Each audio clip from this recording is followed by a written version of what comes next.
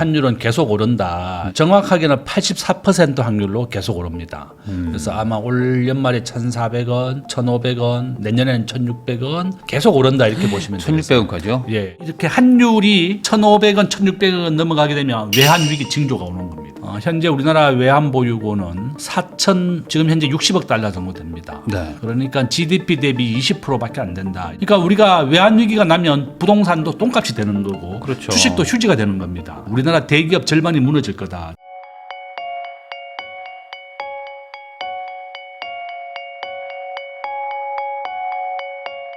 안녕하세요. 부익남TV의 부익남입니다. 새 정부가 출범한 지 이제 약 한 달 정도 지났는데요. 다양한 분야에서 크고 작은 변화가 일어나고 있습니다. 이 변화가 너무 많다 보니까 이제 따라가는 것도 좀 쉽지 않은 경우도 있는데요. 이런 상황을 좀 종합적으로 말씀해 주실 분을 모셨습니다. 세종대학교 김대중 교수님 모시고 지금 한국 경제부터 주식, 부동산까지 다양한 이야기 한번 나눠보도록 하겠습니다. 교수님 안녕하세요. 예, 안녕하십니까. 네, 저희 채널엔 또 처음 나와주셨는데, 제가 다른 채널들이나 인터뷰한 거 여러 가지 좀 봤거든요. 근데 정말 다양한 얘기들 네. 해주시더라고요. 네. 그래가지고 지금 여러 가지가 바뀌고 있으니까. 맞습니다. 사실 이런 상황에서 좀 종합적인 정리가 필요하다. 네. 그래서 제가 좀 모셨습니다. 첫 번째로 한번 좀 여쭤보고 싶은 거는 요즘엔 좀 환율 얘기가 조금 조용해진 것 같긴 하거든요. 네. 근데 보통 환율 올라갈 때 경제 위기 온다, 우리나라 심각하다 이런 얘기들 많았는데 지금 우선 한국 경제는 어떤 상황인지 환율로도 좀 궁금한 게 있고요. 네. 어떻습니까? 이재명 정부가 출범한 지 이제 한 달 좀 지났습니다. 그런데 확대 재정이다. 이제 추경을 20조 했는데 갑자기 이제 40조로 늘어났습니다. 아마 네네. 돈이 이제 7월 말부터 풀리게 되죠. 7월 8월부터 이제 풀리게 됩니다. 네. 40조 원이 풀리고 일반 국민에게 15만 원, 최고 많이 받으면 한 4, 50만 원까지 받는 걸로 되더라고요. 그러면 이것이 대형 마트에서는 못 쓰고 무조건 동네 슈퍼에서만 써야 됩니다. 네. 편의점도 쓸 수 있다고 얘기가 되고 있고 이제 쿠팡 대형 마트는 좀 불리할 것 같아요. 편의점에서 엄청나게 많이 소비가 될 거라고 저는 보고 있고 원래 이제 기준금리를 원래 2.0까지 내려야 되는데 기준금리가 내리게 되면 부동산과 주가가 크게 오릅니다.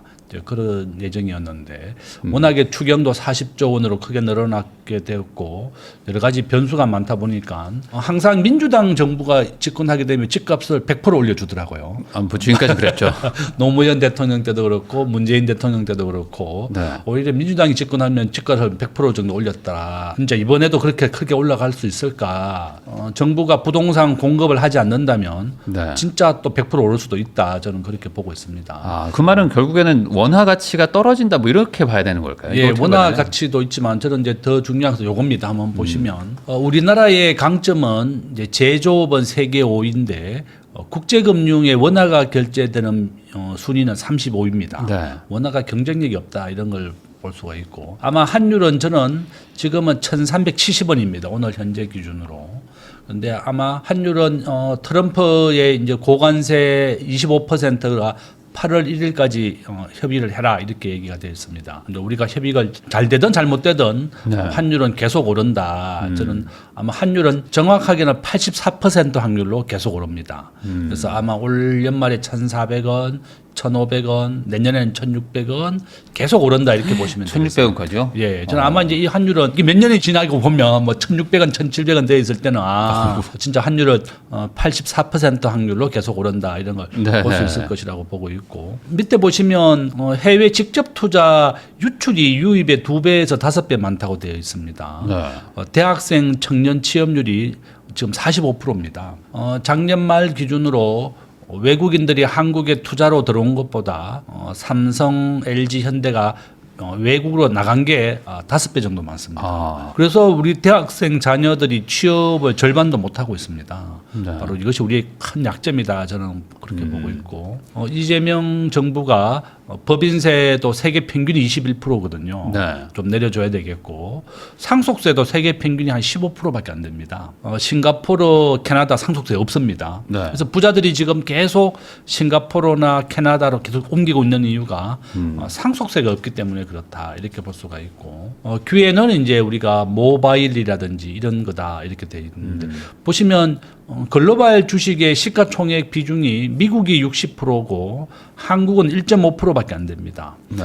한국의 부동산은 90% 확률로 상승한다고 제가 써놨습니다. 이와 네. 같이 이제 좀 뒤에 가서 또 자세하게 설명을 드릴 거고 위험 요소 보시면 외환 위기와 금융 위기가 또 올 수도 있다. 내가 써놨습니다. 네. 지금 현재 우리나라는 한일 통화 스와프가 두 개 다 없습니다. 바로 이런 것이 큰 위험 요소다. 저는 그렇게 보고 있습니다. 그래서 저는 언제든지 우리가 금융 위기가 올 수 있고 이건 제가 이제 이번 달에 하나 썼는 책이고 네. 트럼프 책 성장하는 책 요건 이제 1조 부자가 되자 이제 이렇게 부자학이라는 책을 썼습니다. 그래서 근데 네. 아까 말씀하신 그 환율이라는 게 네. 1,600원 이건 엄청나게 심각한 거 아닌가요? 저는 이제 네. 내가 환율 얘기를 좀 보여드리면 자 이거 한번 보시면 네. 세계 경제 규모로는 우리가 13위 정도 됩니다. 1조 6천억 달러. 이제 우리가 GDP를 계산하는 데는 한 3년 정도 걸립니다. 이것이 2022년이 가장 최신 자료다 이렇게 보시면 되겠습니다. 연도는 한 3년 됐지만 얼추 비슷하잖아요. 뭐 네, 그렇죠. 12위, 13위 뭐. 맞아요. 네. 네, 비슷합니다. 이제 국제 경제에서 우리 원화가 결제되는 비율 내가 없다 그랬습니다. 그죠?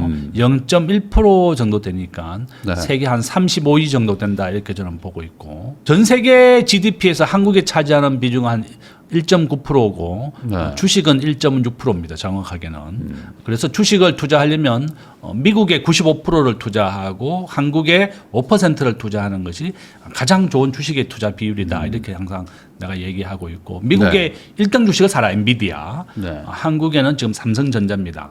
그러니까 1등 주식만 사면 가장 부자가 될 수 있습니다. 네. 엉뚱한 거 사면 안 되고 매년 20개의 기업이 부도가 납니다. 한국에서는 곧 명심해야 되겠다. 중요한 얘기가 환율 얘기입니다. 저는 1997년도 경제학자인데 제가 현대정권 다닐 때 우리나라가 외환 위기를 겪었습니다. 당시에 종합주가지수가 1000포인트에서 300으로 떨어졌었고 삼성전자가 3만 원이 되고 서울의 엄마 아파트가 2억이었습니다. 네. 그 당시에 내가 엄마 아파트 사러 다녔어요. 엄마 아파트도 보고 그 당시에 엄마 아파트에 살고 있었습니다. 네. 그래서 엄마 아파트를 2억 주고 샀어야 되는데 제일 후회됩니다. 그 옆에 또 막 삼성 아파트도 있었고 네. 막 2억이면 아파트를 살 수 그러니까 있었다. 그 강남이 아파트 2억이었으니까 너무 억울했습니다. 그죠? 네. 왜 우리나라가 외환 위기가 났는지 저는 연구를 좀 했습니다. 한번 보시면 97년도 모든 나라가 큰 위기를 겪었는데 태국, 인도네시아, 대한민국, 러시아도 다 외환 위기를 겪었는데 지금도 똑같은 상황이 외환 위기에 재발할 수 있을 정도로 외환 보유고가 났습니다. 현재 우리나라 외환 보유고는 지금 현재 60억 달러 정도 됩니다. 네. 그러니까 GDP 대비 20%밖에 안 된다 이렇게 보시면 되겠고 대만이 외환 위기를 겪지 않았는데요. 75%를 GDP로 보유관하고 있습니다. 보시면 GDP가 우리나라의 절반도 안 되죠, 그죠? 네. 7천억 달러 정도 됩니다. 대만은 도시국가입니다. 인구가 한 2천만 명 정도밖에 안 되고 싱가포르는 더 작아요. 인구가 그렇죠. 500만 명밖에 안 됩니다. 네. 아시아에서 가장 잘 사는 나라가 현재 싱가포르입니다. 한 8만 달러 정도 되고 우리가 3만 5천 달러 정도 되거든요.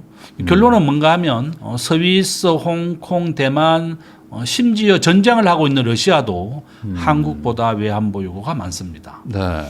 외환 보유고를 비축해놓고 러시아가 전쟁을 했다 이렇게 보시면 되겠습니다. 그 외환 보유고는 우리가 IMF를 경험했지만 대한민국은 석유를 100% 수입하는데요. 석유를 사올 때 결제를 못하면 나라가 망하는 겁니다. 네. 현재 10개 나라가 부도가 났습니다. 현재 아르헨티나는 12번째 나라가 부도가 났습니다. 외환위기는 항상 반복되어 일어난다. 이런 걸 알아야 되겠고 네. 우리가 알고 있는 스리랑카, 파키스탄, 바레인 전부 다 현재 국가가 파산해서 IMF가 지원을 해주고 있습니다. 그러니까 우리가 외환위기가 나면 부동산도 똥값이 되는 거고 그렇죠. 주식도 휴지가 되는 겁니다. 네. 우리나라 대기업 절반이 무너질 거다. 저는 그렇게 보고 있습니다. 근데 외환 보유액이 높다, 많다 이런 얘기들을 계속 언론에서 들었는데 문제 없다 했는데 이게 아니었나요 지금? 그렇죠. 이제 한국은행이 항상 우리나라 외환 보유고 문제 없고 세계 9위다 이렇게 발표했는데 이번 달에는 10위로 떨어졌습니다.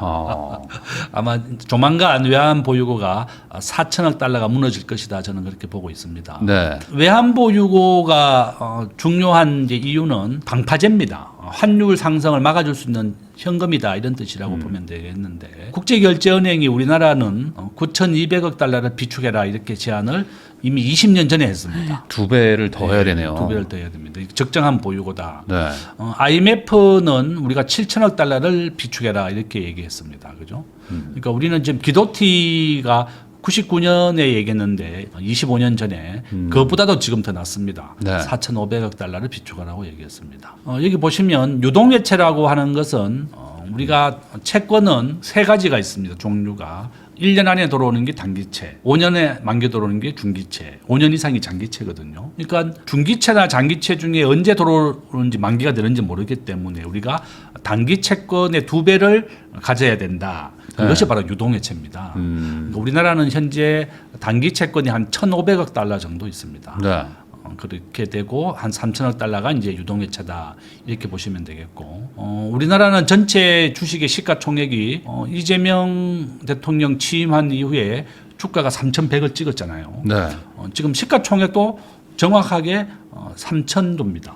3,000조. 그리고 상장 기업은 한 2,700개 정도 된다 이렇게 보시면 되겠고 그러면 외국인들이 현재 우리나라 주식의 33%를 가지고 있습니다. 네. 한 1,000조 정도 가지고 있는 거네요. 네, 그렇죠. 그러니까 국민은행은 80%가 외국인 지분이에요. 네. 국민은행은 대주주가 외국인이다 이렇게 보시면 됩니다. 네.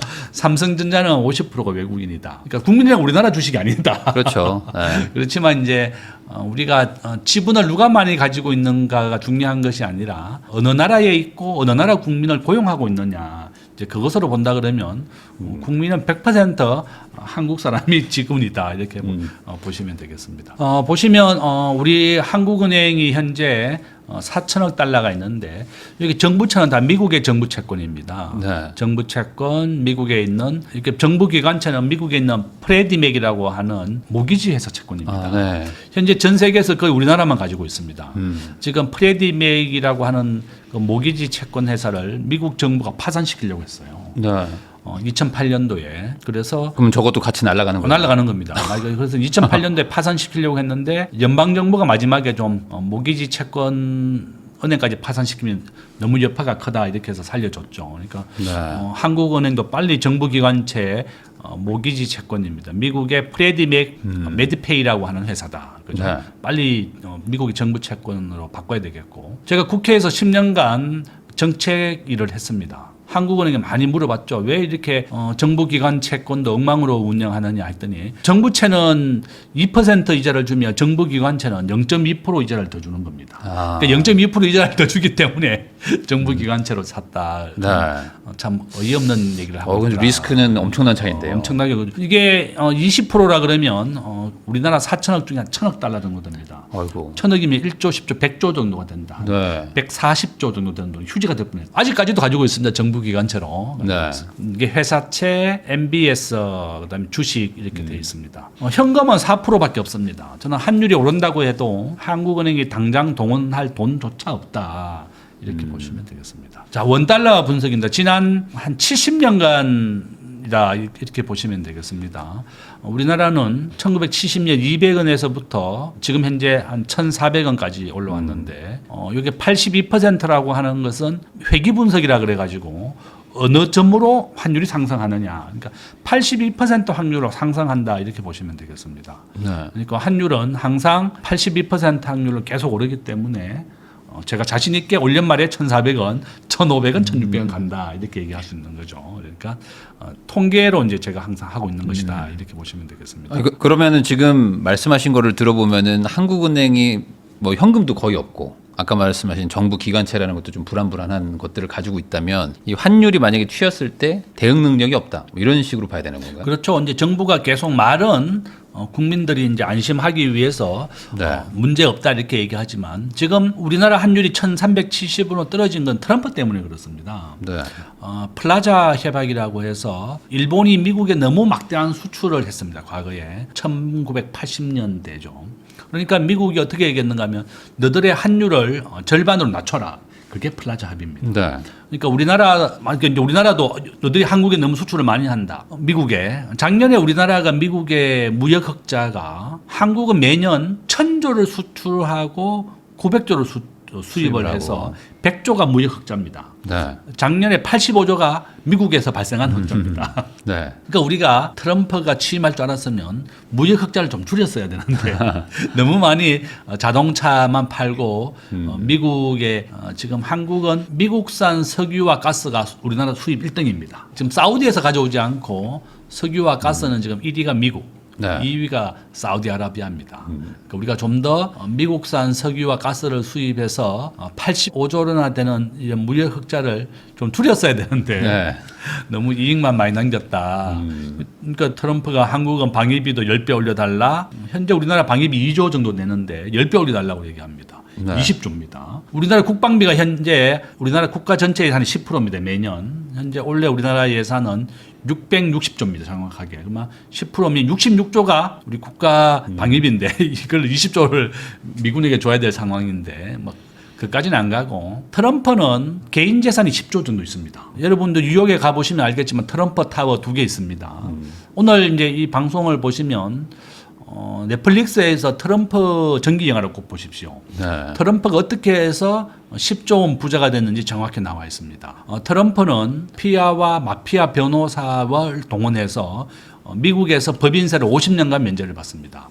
그래서 이렇게 부자가 됐다 이렇게 보시면 되겠고 결론은 방송 홍보도 굉장히 좋아합니다. 트럼프는. 그래서 대통령이 됐습니다. 두 번째 지금 됐죠. 네. 그래서 결론은 아마 저는 우리나라가 미국의 요구에 의해서 환율이 조금 낮아졌지만 자연스럽게 놔둔다 그러면 환율은 앞으로 1,400원, 1,500원까지 갈 거다. 네. 저는 그렇게 전망하고 있습니다.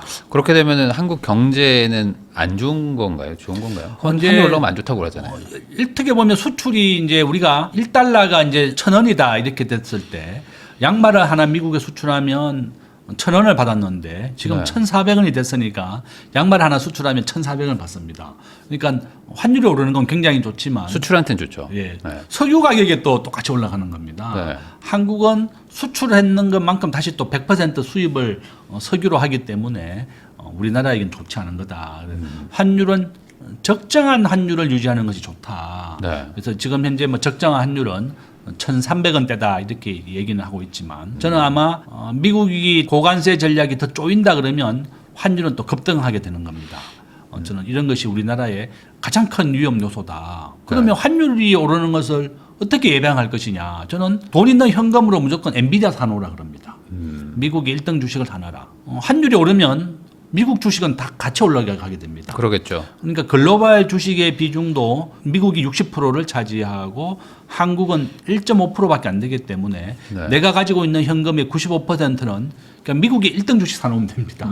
엔비디아하고 환율 방어를 위해서. 환율 방어를 위해서 그런 네. 겁니다. 저도 제가 가지고 있는 현금은 엔비디아 주식을 사놨습니다. 네. 저는 애플 주식 사놨다가 미국 시가총액 1등만 하는 거예요. 어떤 교수가 2017년도에 그 기사를 보고 제가 따라하고 있었는데 자기 월급의 25%를 매달 시가총액 1등만 투자했다고 합니다. 네. 한 40년을 투자했더니 그게 1조가 되더라. 교수가. 그러니까 네. 한 달 교수 월급이 한 100만 원 정도, 200만 원 정도 되는데 그걸 매달 1등만 샀다는 겁니다. 그러니까 한국 1등을 샀대요. 그분은. 한국 1등이 석유화학주, 건설주, 현대건설이 과거에 우리나라 시가총액 1등이었습니다. 은행주였지만 지금은 2000년부터 삼성전자가 압도적 1등인데 오늘 현재 삼성전자의 시가총액이 400조고 SK하이닉스가 220조쯤 됩니다. 네. 다 따라왔고 아마 역전할 것 같아요. 이런 추세라고. 역전하면 또 이제 갈아타면 다시 이제 되는 거고. 하이닉스로 갈아타야 되겠고. 그래서 결론은 엔비디아를 사라는 것이 아니라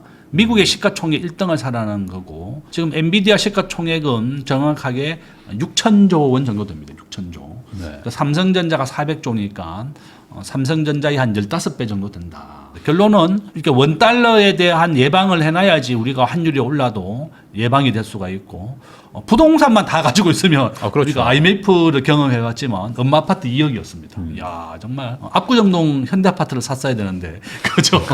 그런 게 이제 못 산 게 아쉽다. 그래서 저는 이렇게 환율이 1,500원, 1,600원 넘어가게 되면 외환 위기 징조가 오는 겁니다.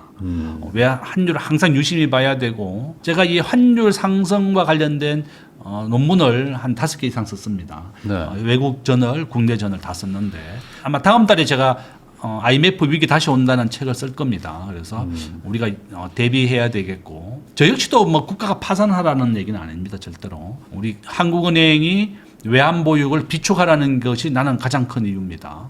환율이 왜 오르는지 얘기해 주면 첫 번째 외환보유고가 부족하다. 저는 근데 부족하다는 얘기를 요즘에 거의 못 들어가지고 괜찮다 했는데 아니었군요. 세계 10위로 떨어졌고 우리가 외국에 돈 빌려준 거 있고 이제 우리가 외국인들 돈 들어온 게 있잖아요. 그거 빼면 네. 그렇게 낳는 차익은 별로 없습니다. 우리나라 은행들이 다 외국에 돈을 많이 빌려옵니다. 97년도 IMF 때 외국에서 우리가 2%로 돈을 빌려와서 5%로 돈을 빌려줬습니다. 그러면 이제 그 3%로 은행이 막대한 차익을 남겼는데 이게 환율이 올라가게 되니까 나라가 망한 거였거든요. 똑같은 상황이다. 지금 우리나라 전체 채권 중에 1년 안에 갚아야 되는 단기 채권이 한 30%가 넘습니다. 언제든지 외환 위기가 와도 이상하지 않을 정도다. 네. 저는 그렇게 보고 있고 환율이 1,400원, 1,500원 넘어가는 것은 바로 외환 위기의 가장 좋은 신호입니다. 현재 외환 보유고가 부족하고 두 번째는 한미 통화 스와프, 한일 통화 스와프 두 개 다 없습니다. 그거라도 있으면 좀 나은데. 그럼요. 네. 미국이 2008년도에는 600억 달러, 일본이 700억 달러를 해줬습니다. 네. 지금은 두 개 다 종료가 됐고 미국은 절대 해주지 않습니다. 한국이 미국을 급속한 통로로 따라오거나 미국에게 도움이 안 된다 싶으면 언제든지 경제적으로 파산을 시켜버릴 수가 있습니다. 이 통화 스와프가 안 해주는 겁니다. 네. 통화 스와프를 해주면 언제든지 우리가 600억 달러를 빌려올 수 있는 건데 미국이 안 해준다. 일본도 안 해주고 있는 겁니다. 그래서 우리가 일본과 친해져야 됩니다. 우리나라의 외국한 평형 채권이라고 해서 우리가 외환보유고를 비축하기 위해서는 달러화를 발행하기 위한 채권을 발행합니다. 국가가 네. 보증을 써서 그 채권을 가장 많이 투자한 사람이 일본과 미국입니다. 그러니까 이 사람들이 우리나라 주식을 팔고 가는 것과 마찬가지로 한국의 채권을 팔아버리면 우리나라 그렇죠. 환율이 급등하게 되고 나라가 파산하는 겁니다. 이와 같이 미우나 고우나 우리는 미국과 일본과 좀 친하게 지내야 되겠다. 그래서 결론은 뭔가 하면 통화 스와프도 없고 네. 외환보유고도 부족하고 상당히 취약한 상황이다. 그렇죠. 세 번째는 무역 의존도가 한국은 75%입니다. 한국은 수출과 수입으로 먹고 사는데 세계 2위입니다. 세계에서 두 번째로 높은 나라가 바로 우리나라다. 근데 달러가 부족하다 보면 나라가 파산하게 되는 거죠. 그래서 네. 저는 언제든지 이런 외환 위기가 와도 전혀 이상하지 않을 정도로 우리가 환율이 위험한 상황이다. 이런 것을 말씀드립니다.